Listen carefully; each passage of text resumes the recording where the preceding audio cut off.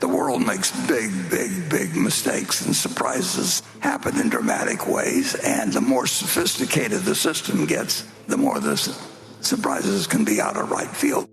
In 2026, investors face some very complicated market conditions, from heavily overvalued stock markets and an AI frenzy to an economy that's starting to falter and a world that's becoming more geopolitically complex and tense than ever before. And with all of that happening, now at the ripe old age of 95, Warren Buffett, our go-to source of wisdom and advice, is going quiet. But before he does, in this video, as Warren is cleaning out his office to hand the Berkshire keys over to Greg Abel, I want to go through exactly what Buffett has been saying about these 3 or 4 big issues we're facing in the year ahead and what we as investors can take away from it. Also, very quickly before we get started, I am excited to announce that, backed by popular demand, the 3-day live investing workshop I hosted with Phil Town in Atlanta is returning in March 2026. Now, the ticket is totally free, but we are limited to 300 people. So if you want in, you can secure your ticket right now by following the link in the description, and stay tuned to the end of the video for more information. The AI bubble. It's no secret that in 2026, we are staring right down the barrel of a potential tech bubble 2.0. The Magnificent Seven companies are roaring ahead and have accounted for 3/4 of the S&P 500's returns since this bull run began in October 2022. Now, that in itself is no big issue. The problem is investors are making very big bets on these AI companies, stretching their valuations. Meanwhile, the technology itself is still very immature and the future totally unknown. AI is profound. That's what makes it a genie. The problem is I really don't know anything about AI. Now, while Buffett is cracking a joke in that clip, he's actually raising an important point. The truth is that AI, generally, is so in its infancy that investors simply do not know how it's going to pan out. It's a guess. We don't know what the best use cases are or which companies will come out on top. In fact, these 7 large companies that everyone's betting on, they don't even know either. The story of the past few years has simply been invest now and figure it out later. Just don't be the guy caught in last place, having to play catch up with the others. And this has led to enormous spending. Take Microsoft, for example. Last quarter, they spent a record $35 billion with plenty more to come. Now, investors are going along for the ride at the time being. In fact, they're even willing to pay up for these businesses. But what these PE values tell you is that everybody expects growth and lots of it. And if investors don't get it, you can expect these stocks to be pretty severely re-rated even in the next 12 months, which could bring down the entire market. But interestingly, this doesn't worry Buffett in the slightest. If anything, it gets him excited. Take this clip from a couple of years ago that perfectly captures Buffett's thinking on the AI stocks. Given the rise of disruptive technologies and AI being one of them, how do you envision the future of value investing in this new era? I would argue that there's going to be plenty of opportunities, and part of the reason there are going to be plenty of opportunities, the tech doesn't make any difference or any of that. I mean, new things coming along don't take away the opportunities. What gives you opportunities is other people doing dumb things. Well, the 58 years we've been running Berkshire, I would say there's been a great increase in the number of people doing dumb things, and they do big dumb things. And the reason they do it to some extent is because they can get money from other people so much easier than when we started. And this is exactly what we've seen in the last few years. Any business with AI in the prospectus has been able to raise loads of money very easily and at eye-watering valuations. Established companies have pivoted and sold the dream to their investors, but eventually there's a reckoning. Believe it or not, this is actually something Warren Buffett wrote about, not in 2025, but back in 1999 at the height of the tech bubble. Now, in that moment, people were bidding internet companies up to the moon on the promise of this new technology. And at the time, Buffett wrote in Fortune magazine that, in fact, he was avoiding the internet companies altogether in favor of established companies with wide moats that he knew something about. He said back then that the key to investing is not assessing how much an industry is going to affect society or how much it will grow, but rather determining the competitive advantage of any given company and, above all, the durability of that advantage. While investors were salivating over companies that ultimately crashed and burned in the dot-com crash, Webvan, Boo.com, Pets.com, etc., Buffett was sticking to wide moat businesses like Coca-Cola and American Express, companies he still holds to this day thanks to their enduring moats. Speculation in stock markets.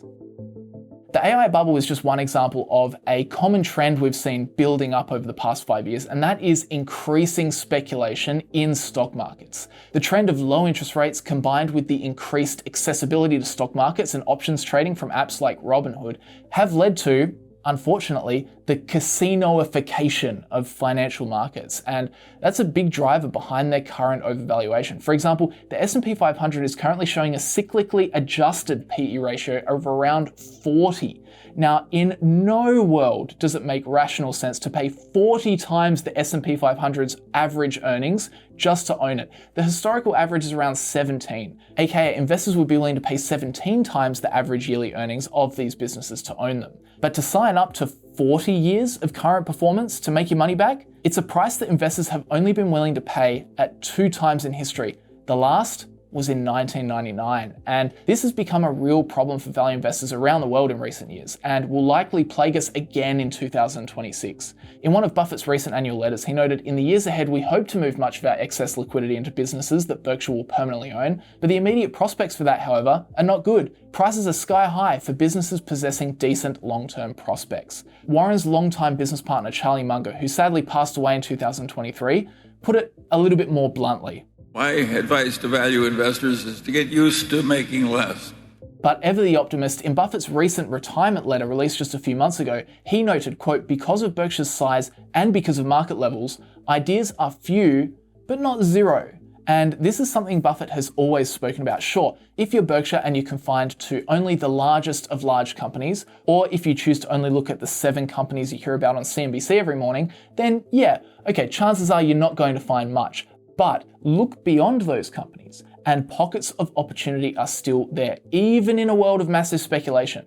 Have a look at this. This is the S&P 500 over the past 5 years. What do you notice? It's up 80-odd%, up and to the right. But now have a look at this index here. This is the Russell 2000 over the past 5 years. As you can see, a much different story. Now, the Russell 2000 index tracks the smallest 2,000 companies out of the Russell 3000, which is an index comprising the 3,000 largest companies in America, which covers around 98% of all listed companies in the US. This is pretty telling, and it shows us that once you turn off CNBC, and instead look deeper to these smaller, less followed companies, the ones that the big money managers gloss over because, they're trying to sink billions of dollars into the market at any given time. Well, if you look at the small ones, all of a sudden there's a lot more going on that we could potentially sink our teeth into. And this is one benefit of modern markets being so enormous. There's always opportunities out there somewhere. And it's this very reason why Warren Buffett says that if he had to start again with a small sum of money, he would still be able to generate much bigger returns than even what he does today. Investing has disappeared so much from this huge capitalistic market that anybody can play in. The big money is in selling other people ideas. It isn't outperforming. But if you're running small amounts of money, I think the opportunities will be greater. So Buffett's message is certainly to keep our heads up and keep on looking, as opportunities could be just around the corner. And that leads us to the next topic we need to discuss. Preparing for a crash. Over the past few years, Berkshire Hathaway has been growing their cash pile to record levels, and this has got many questioning whether the Oracle of Omaha is seeing a big economic downturn just around the corner. Berkshire currently holds around $377 billion in cash and short-term US treasuries on their balance sheet. And to give you an idea of how that's grown, 5 years ago, that number sat at just $142 billion. But what's interesting is that this increase in cash has largely been from selling down the Berkshire portfolio over the past few years, particularly lowering their stake in one of the Magnificent Seven companies, Apple. Yes, selling down their portfolio in favor of short-term US treasuries. 3 years ago, Berkshire's portfolio sat as high as $363 billion, but today they've reduced it by roughly $100 billion. Now, maybe it's just prudent investing, selling high, but interestingly, Buffett has been changing his language slightly over the past few years, and it's these next couple of quotes that's really got the value investing community wondering if Buffett sees something coming. Things aren't attractive, and there's certain ways that can change, and we'll see whether they do. But I don't mind at all, under current conditions, building the cash position. When I look at the alternative of what's available in the equity markets, and I look at the composition of what's going on in the world, we find it quite attractive. So what's the deal? Is Buffett holding out for some sort of market correction or a crash? Well, not exactly. It seems as though his moves are just consistent with his strategy. For example, he bought into Apple when it had a PE ratio of about 16, but today that number sits up at 36. Now, that PE value is demanding a lot from that business over the next few years, so it makes sense for Buffett to take some of those enormous profits. But seriously, $377 billion on the sidelines? Seems unnecessary, and it is, but this is more the result of Buffett not being able to find opportunities at the current time rather than selling down in preparation for a crash. One, what is Buffett waiting for? And two, why not at least deploy some of it? We only swing at pitches we like, and I don't think anybody sitting at this table has any idea of how to use it effectively, and therefore we don't use it now at 5.4%, but we wouldn't use it if it was at 1%. Don't tell the Federal Reserve that. But having said that, there is a very real possibility of some market turbulence in 2026 due to, as Warren Buffett notes, the state of the world at the current time. We've got the Fed having to lower rates due to poor jobs data. The Russia-Ukraine conflict continues, as does conflict in the Middle East. Deglobalization is occurring around the world, and China is preparing to potentially go to war with Taiwan. There's a lot of potential catalysts that could trigger a correction in an already stretched stock market. And that leads Buffett to give us this sage advice. Certainly in the next 20 years, you'll see a period that will be in what somebody in the market described one time as a hair curler compared to anything you've seen before. I mean, it just happens periodically. The world makes big mistakes, and surprises happen in dramatic ways. And the more sophisticated the system gets, the more the surprises can be out of right field. That's part of the stock market. And that's what makes it a good place to focus your efforts if you've got the proper temperament for it, and a terrible place to get involved if you get frightened by markets that decline and get excited when stock markets go up. I don't mean to sound particularly critical. I mean, I know and people have emotions, but you got to check them at the door when you invest. And that was probably the biggest takeaway that I got from sitting in the audience listening to Buffett talk about this back in May. He didn't shy away from saying that, yes, there's a lot of potential catalysts that could negatively affect the stock market. And yes, the AI craze, it's really stretching valuations. But the best thing to do is just stay rational and focus on what you can control. Just stick to bottom-up investing in areas that aren't being overrun with stock market speculators. Either that, or simply exercise your patience. Because remember Buffett's philosophy, you're not trying to pick a company to invest in every 6 months. Really, the big money is made when you wait patiently for the perfect pitch, and then when you get it, you swing hard. And this always happens in speculative manias, right? People look at Buffett and they say, come on, swing already. And then they conclude that value investing is probably dead. Quite the opposite. Value investing just keeps us safe. Remember, Buffett's first rule of investing is don't lose money.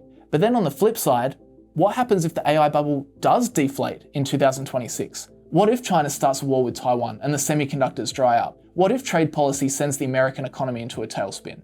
Well, remember this. There's been 3 times since we acquired Berkshire that Berkshire has gone down 50% in a fairly short period of time. 3 different times. Nothing was fundamentally wrong with the company at any time, but the Dow Jones averaged 381 in September of 1929. It got down to 42. So that's like going from 100 to 11. If it makes a difference to you whether your stocks are down 15% or not, you need to get a somewhat different investment philosophy, because the world is not going to adapt to you. You're going to have to adapt to the world. If the market tanks, so be it. As a net buyer of stocks over the next 40 years, I want prices to be as low as possible. As Warren Buffett noted in his retirement letter, our stock price will move capriciously, occasionally falling 50% or so, as has happened 3 times in 60 years under present management. But don't despair, America will come back, and so will Berkshire shares. So with that said, that is some Buffett wisdom applied to our 2026 investing situation. I hope you enjoyed. Now, one thing I do just want to talk about before we end the video is that, backed by popular demand, I will be co-hosting a 3-day investing workshop in Peachtree City just outside Atlanta with none other than Phil Town himself. That will be happening March 6 to 8, 2026. We're doing it again. So for those that missed the first one, this is a full 3 days where you'll learn the entire Rule 1 Warren Buffett strategy.